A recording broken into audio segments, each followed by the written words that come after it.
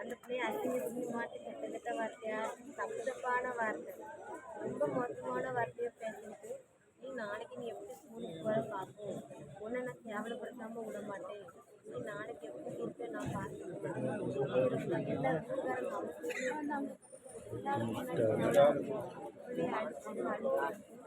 நல்லா அடிச்சு நான் போனேன் ஏம்மா நீ எதுவும் நினைக்காதம்மா நம்ம போயிடும் வீடு மாதிரி போயிடுவோம் எதுவும் நினைக்காதம்மா பிள்ளைய தூங்க வச்சு நாளைக்கு மட்டும் நான் வேலைக்கு கன்னியாகுமரி பஞ்சாயத்து